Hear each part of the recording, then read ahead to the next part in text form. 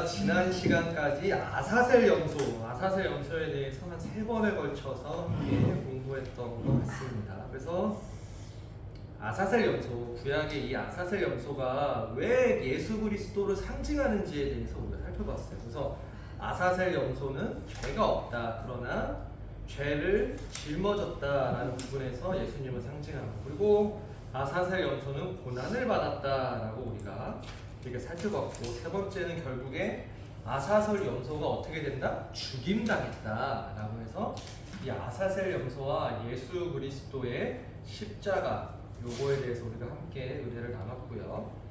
이제 오늘은 성경의 예언대로라는 주제로 우리가 함께 은혜를 나누려고 합니다. 우측에 나와 있는 대로 성경의 예언대로라는 주제로 우리가 함께 은혜를 나누겠습니다. 자, 고린도전서 15장 3절 말씀을 우리가 함께 보면, 내가 받은 것을 먼저 너희에게 전하노니 이는 성경대로 그리스도께서 우리 죄를 위하여 죽으시고라고 말씀해요. 그러니까 고린도전서 기자는 예수님께서 성경대로, 성경의 말씀대로, 예언대로 우리 죄를 위해서 죽으셨다라고 말씀하고 있습니다. 그러니까 성경의 예언대로, 성경대로라고 이렇게 말씀하고 있죠. 자, 그래서 요한복음 5장 39절 말씀을 우리가 함께 보면, 요한복음 5장 39절에서도 동일하게 말씀하는 게, 너희가 성경에서 영생을 얻는 줄 생각하고 성경을 상고하거니와 이 성경이 곧 내게 대하여 증거하는 것이라고 아주 명확하게 말씀해요. 자, 여기 보시면 요한복음 5장 39절에 모든 성경은 내게 대하여 예수님 자신을 증거하신 것이다 라고 예수님께서 본인 자신을 그렇게 증거하신 거예요. 자, 여기서 말씀하는 이 성경은 무슨 성경일까요? 이 성경은 구약 성경이겠죠, 당연히. 네, 구약 성경.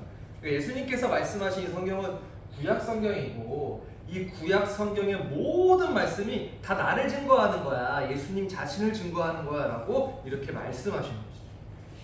그럼 이렇게 이 요한복음에서만 말씀하셨냐, 누가복음 24장 27절에서도 동일하게 말씀하시는데, 모세와 및 모든 선지자의 글로 시작하여 모든 성경에 쓴 바 자기에 관한 것이라고 말씀합니다.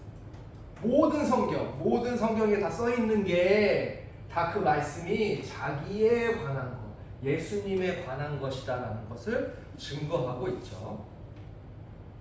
또 누가복음 24장 44절에서는 예수님께서 직접 이렇게 말씀하시는데, 곧 모세의 율법과 선지자의 글과 시편에 기록한 모든 글이, 그 성경의 말씀이 나를 가리켜 기록된 모든 것이다라고 말씀합니다.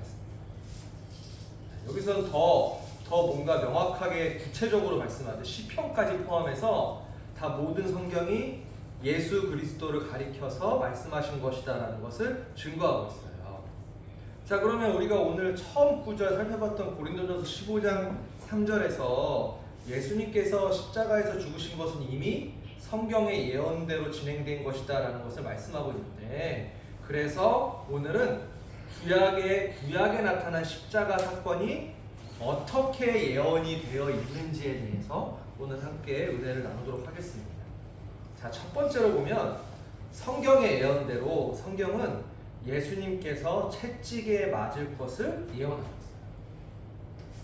성경은 예수님께서 채찍에 맞을 것을 예언하고 있어요. 그러니까 성경은 예수님이 십자가에 달려 죽으실 거야 라고 하는 부분도 예언하고 있지만, 더 구체적으로 채찍에 맞으실 거야 라는 부분도 동일하게 예언하고 있다라는 것을 말씀하고 있죠. 자, 마태복음 27장 26절 말씀, 이에 바라바는 저희에게 놓아주고 예수는 채찍질하고 라고 말씀하고 있습니다. 예수는 채찍질. 그 마태복음 기자는 예수님이 이 채찍질을 당했다, 채찍을 맞았다라고 아주 명확하게 증거하고 있습니다. 자, 우리가 아사셀 염소 공부할 때 살펴봤지만, 로마 군인이 그 당시에 사용하던 채찍이 총 몇 가닥이에요? 9가닥이에요. 자, 우리가 한번 내리칠 때 끝에가 굵은 가닥이 세 가닥, 이 굵은 가닥 한 가닥에 얇은 가닥이 또 세 가닥이 있어서 거기에 쇠붙이가 있거나 동물 뼈가 있거나, 그래서 총 9가닥의 이렇게 채찍이 있다라는 것을 말씀하고 있는데, 그 채찍이 살점에 한번 박혀서 살이 떨어져 나오고 피가 철철철 흐르게 된다라는 것을 알 수가 있죠. 그래서 그 당시에 고대 문헌을 보면 십자가에 못 박혀서 죽는 사람도 많았지만, 십자가에 못 박혀 죽기 전에 죄인들이 십자가 못 박혀 죽기 전에 채찍에 맞아서, 십자가 못 박히기 전에 채찍에 맞아서 죽은 사람도 많았다라고 증거하고 있어요. 근데 이해가 돼요. 그렇죠? 피가 계속 나고 흘리니까 그 고통을 못 이겨서 죽은 사람도 많았다. 그만큼 채찍에 맞는 고통은 죽음과 가까운 고통이다라는 것을 말씀하고 있는데, 이러한 가혹한 채찍질에 대해서 성경은 미리 예언하셨죠. 이사야 53장 5절에 그가 찔리면 우리의 허물을 인하며 그가 상하면 우리의 죄악을 인합니다. 그가 징계를 받음으로 우리가 평화를 누리고 그가 채찍에 맞음으로 우리가 나음을 입었도다라고 말씀합니다.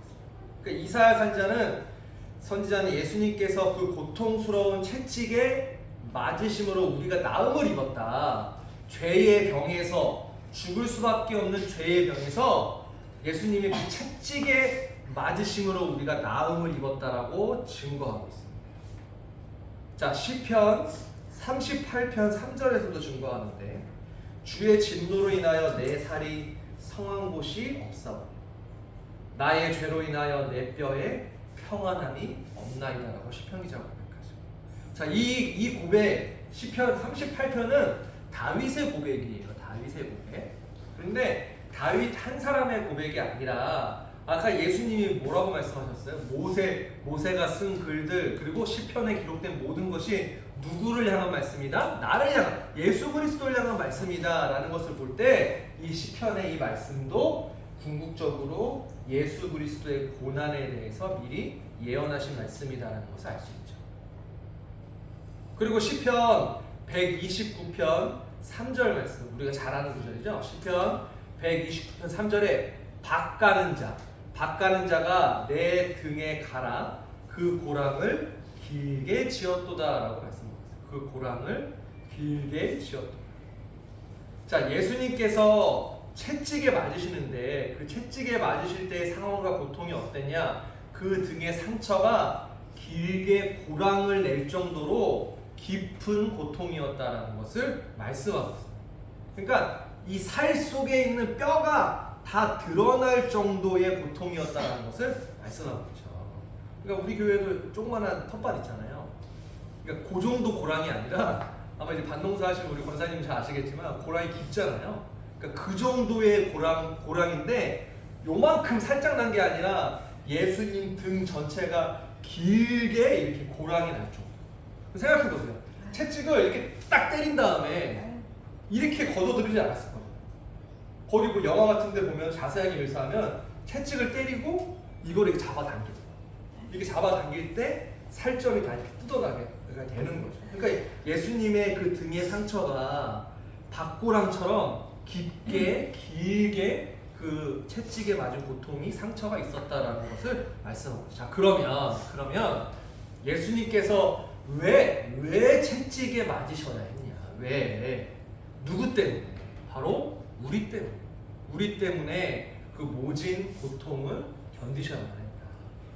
자, 베드로전서 2장 24절.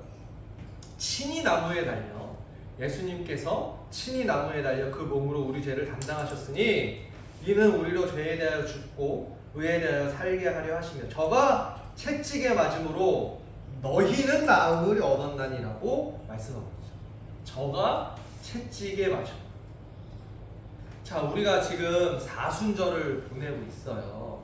자, 그러면 우리가 어제 사순절은 주일을 제외하니까 어제까지 우리가 사순절 며칠인지 알고 계시나요? 어제까지가 우리가 사순절 10번째 날이었어요. 10번째 날. 그 사순절이 40일인데 이제 4분의 1 지나.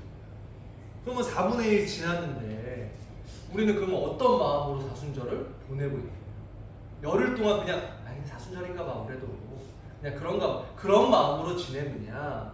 근데 예수님은 우리의 그 죄 때문에 등에 고랑이 날 정도로 그 정도로 고통당하셨는데 우리는 그런 거 전혀 생각 없이 그냥 다람쥐 쳇바퀴 돌아가듯이 26년도 사순절 왔으니까 조금 경건하게 살아야지 그냥 그 정도만 생각하고 지내진 않았나. 우리가 다시 한번 깨달아야 된다는 거죠.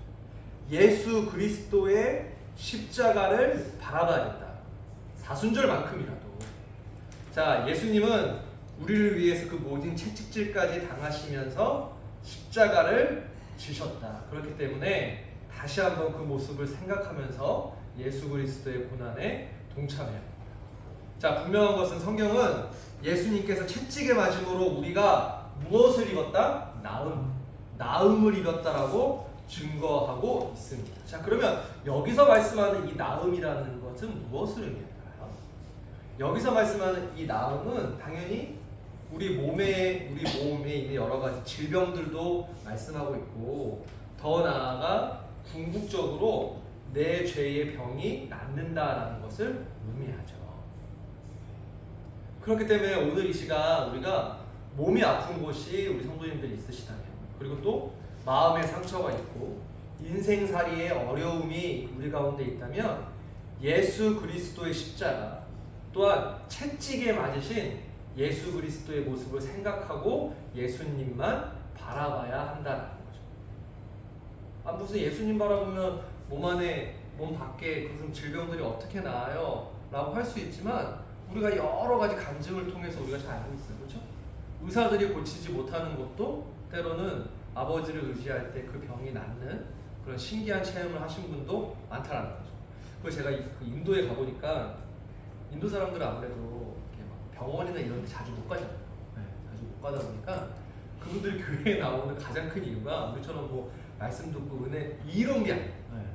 치유받기 위해서 오시더라고요. 치유. 병원이나 이런 데 너무나 잘 안 돼 있으니까 그 치유 의사. 그러니까 막 목사님이라 그러면 가서 어떻게든 막 이렇게 머리 막 들밀어서 이렇게 안수받으려고 하시더라고요. 그러니까 그게 일반적인 현상이에요.